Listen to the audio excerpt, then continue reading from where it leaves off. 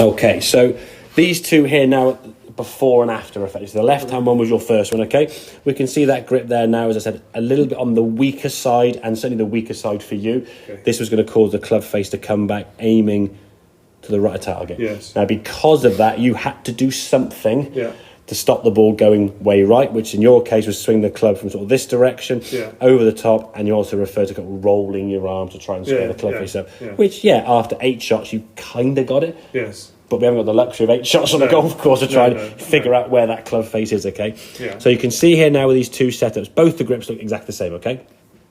The right-hand one now, we go through this process where we sort of stand the club up here now, and we just turn it, if that's 12 o'clock, to 11 o'clock. And you will find by how much you need to do this over time with practice and what your neutral is. I always say go with one position, so if that's sort of 12, you've gone to 11 o'clock-ish, and give that a good go for a week or so. Don't go changing every sort of shot, because then you'll be like, well, hang on, where was I then? Just get a sort of a good sort of sample size of swings. Then when you put the golf club down in now and you've got the club there, the club is closed. Then you push your hands forward and your shoulders tilt. Now we look at the grip.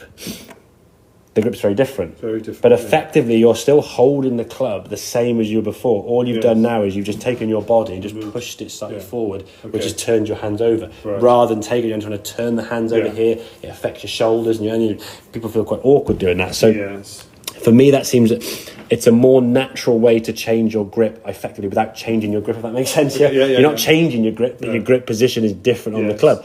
So now from a swing perspective, as we said, also setup perspective, your shoulders now and the club make that lowercase y, whereas before, to be fair, you said you thought you had to try and be in the sort of middle neutral position. You were more kind of capital Y. I was, Hands more in the middle. Now, what happens if you come and try and strike the golf ball correctly, your hands are going to be slightly ahead of the golf ball to give that downward strike. Well, if the club face is open when your hands are neutral, you push your hands further forward, that club's going to be more open. So the first time you try that, the ball just exit right miles, and you go, well, that didn't work very well. Then you'll try, say, rolling the arms, or as you do, come over the top.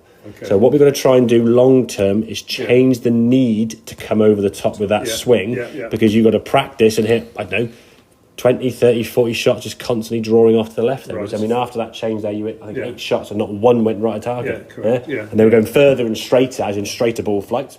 Once that ball consistently keeps going that way, then we can start changing path. Now, you might find over time you start instinctively doing that. You might find you need a bit of guidance to do that and how we can do that, okay? We're not going to go into how or why now, because I don't want to overthink. I'd rather you just get this grip position and get it kind of dialed in. Now, as I say, at the moment, doing all this jazzy stuff up here, you'll be conscious of doing that on the golf course, okay? So if you can practice that to the point where you just know what it feels like to come into the golf ball like that. I will. So you can almost test yourself in front of a mirror, put the club on the ground and go, right, okay, without looking at the mirror while you're doing it, just get set there, go, can I do that, doing the lift, hold the club there, and then look up. And then we can then see, do you get in a position that resembles that? And I say, I'll send this through to you anyway, so you've got a sort of checkpoint to remind yourself of, so you can see where you're at in terms of that sort of setup position. And then once you've got that, just swing it normally. With your irons, you're probably at a 10 or 15 yard pull draw, playable. With the 3-wood and 5-wood there, we saw we had a bit of a less of a fade, but a bit of a fade.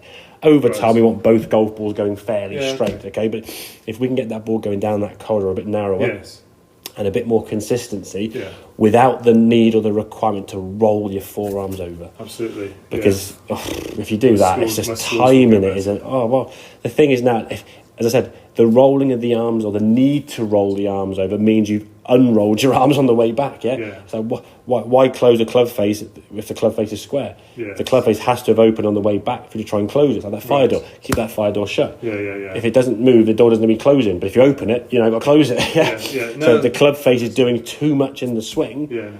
And again, there are golfers who play that way, Gavin, who hit thousands of balls. I'm one of those sort of guilty who roll my arms too, and I hate it. And that's why it always leads to that one really destructive shot.